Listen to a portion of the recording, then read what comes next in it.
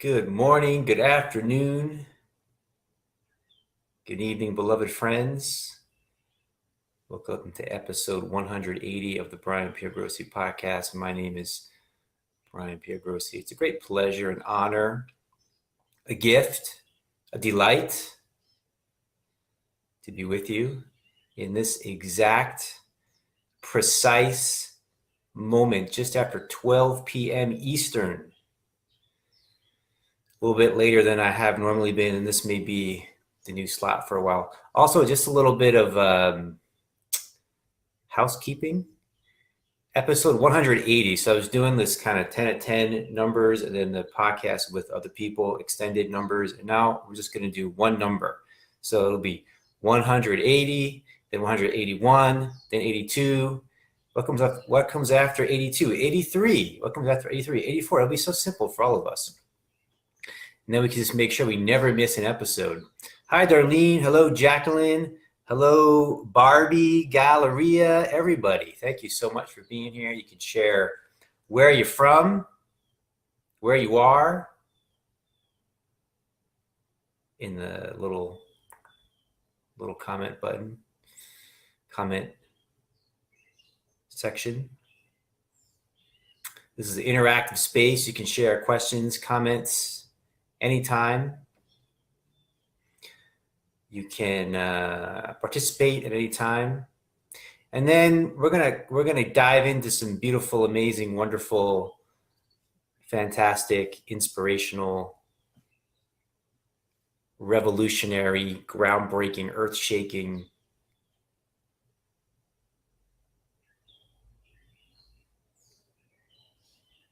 things here.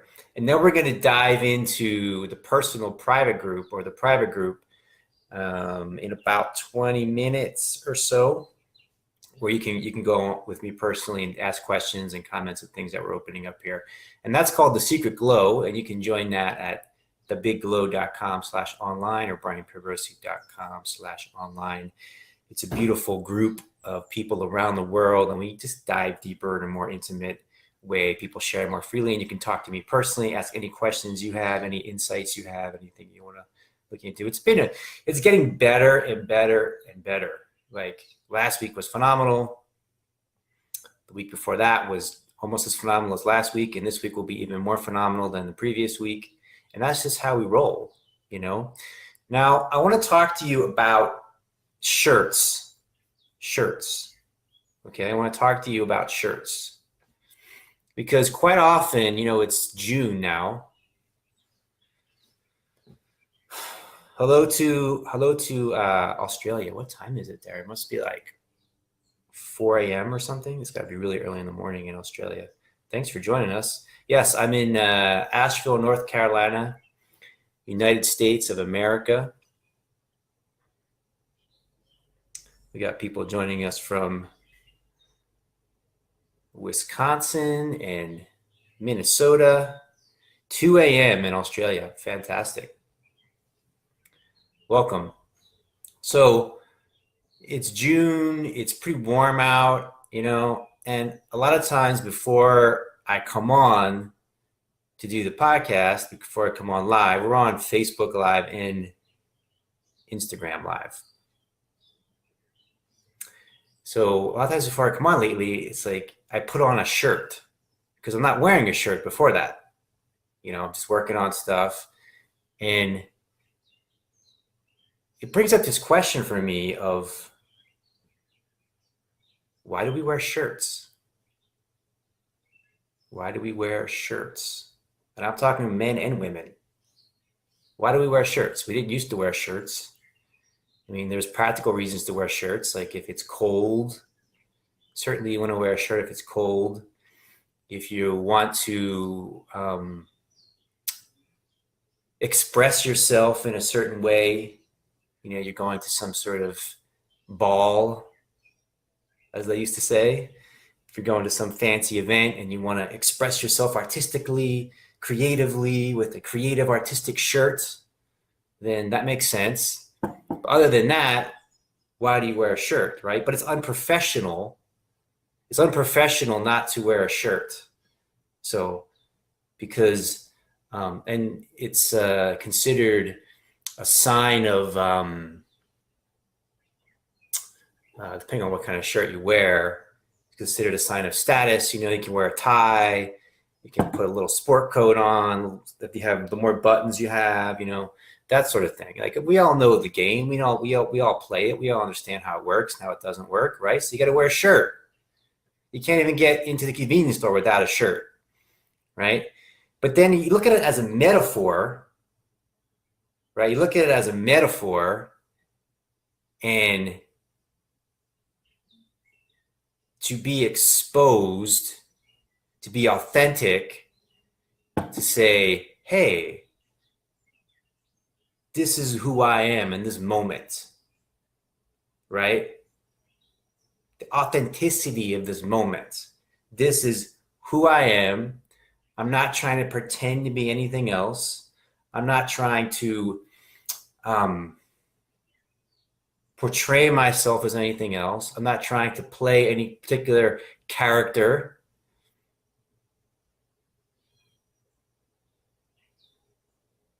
I'm just here live in the moment right now. There's no pretense.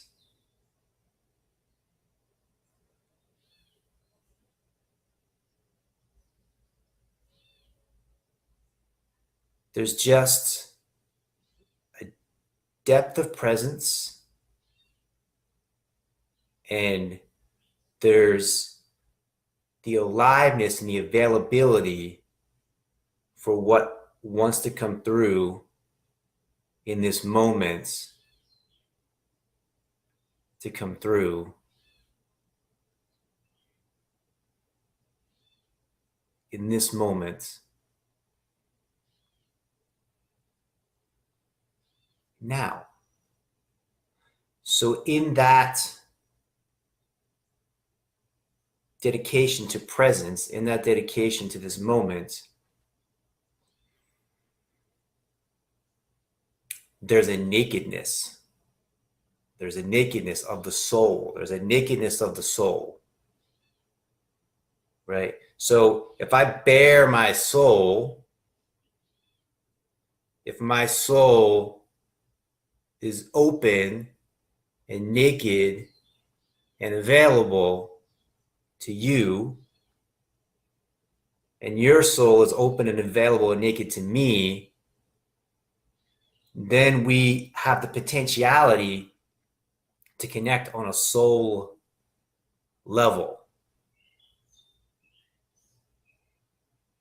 Soul in this case is a poetic term, right? It's a poetic term for the authenticity and vulnerability of this moment to be available. So when you are able to connect with a deep level of authenticity and vulnerability inside yourself, hey y'all, if you like what's happening here, then share it. Click the share button and share it with people, and let them join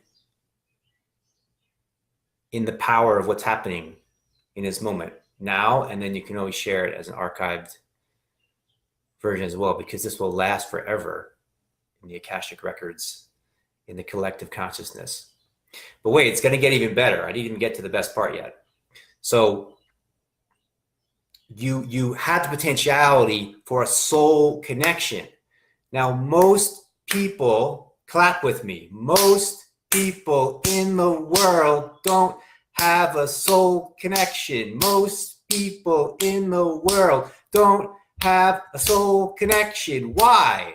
Because they're not bearing their souls. Because they're not bearing their souls, because the soul is not naked and open and available. And if it's not naked and open and available, then how is it possible to have a soul connection with another human being? How is it possible to have this thing we can call intimacy?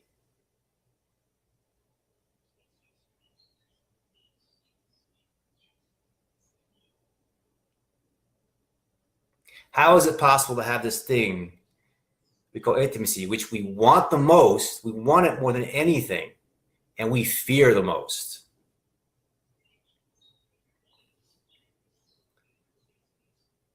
So when you have this opening, this dedication to bare your soul, to be naked,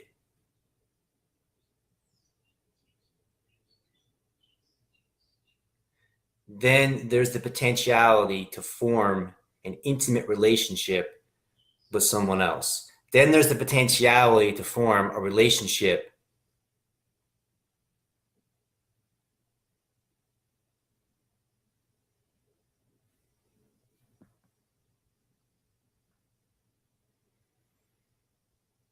based in true love.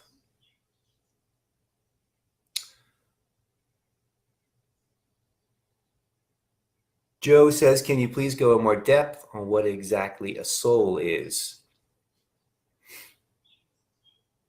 Pedro says, I used to be in a whole depression and I understood so much the soul connection. That's exactly what I used to need.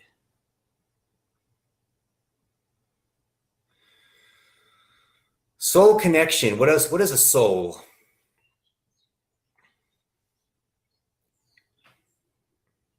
Whatever you think a soul is not what it is. So all these ideas about soul, or all these ideas about love, all these ideas about what a perfect relationship is, all these ideas about how the other person should be, and what's the perfect person for me, all of these ideas, all of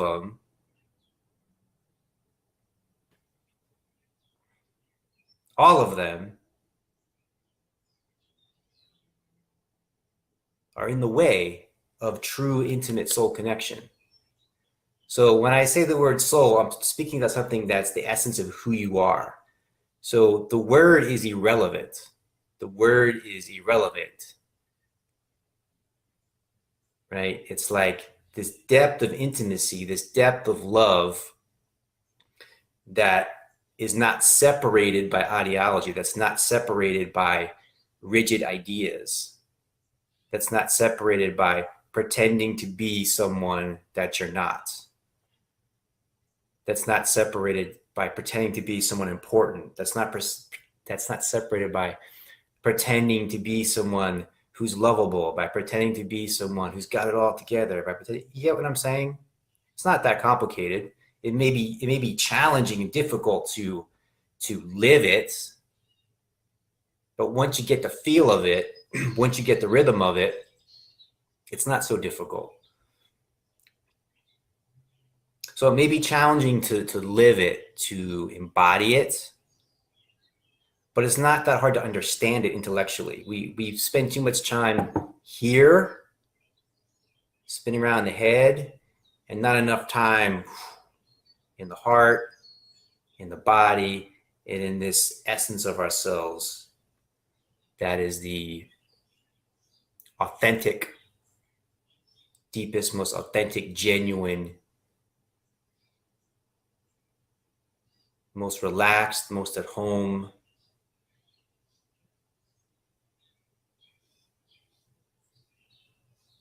expression of ourselves in each moment.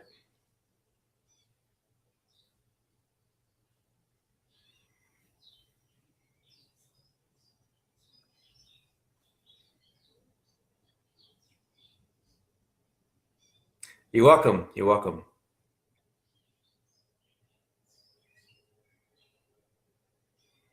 Okay, I'm going to address just a couple more comments, and then remember, we're going to go into the private group in 10 minutes. We can go into deeper questions. You can come on video with me in there, meet some of the community, and it's a really supportive space for you. It's a supportive space for you, and it's a supportive space for everything that we're delving into here. Hearing that is relaxing. Again, I want to address this comment too, Pedro. My idea of soul is simple. What makes you feel what makes you be you without bad intentions or regrets.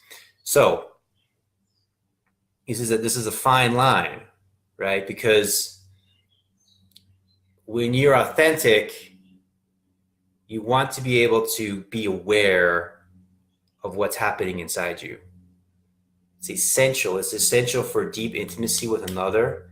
It's essential for deep communion with another that you are aware of what's happening inside you.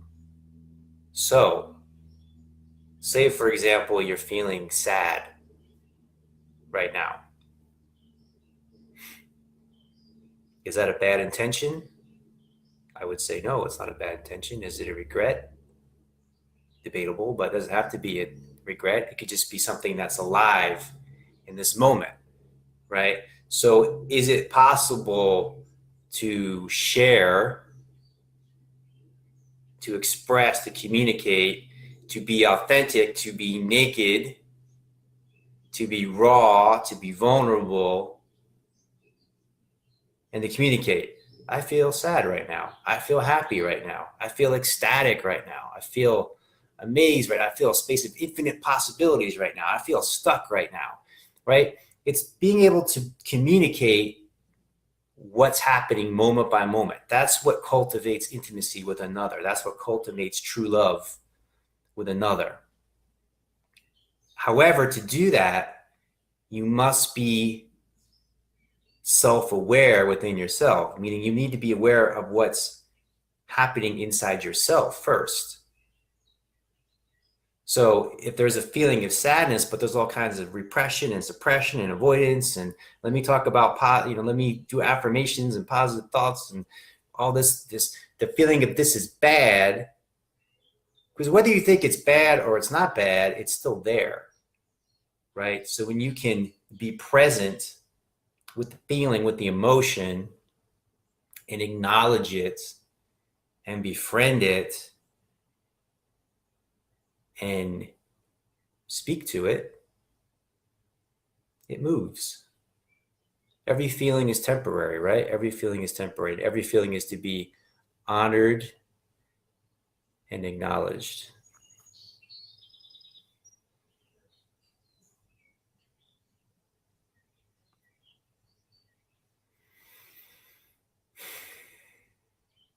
Knowing myself and my limits is the first big step for a lot of people, I think.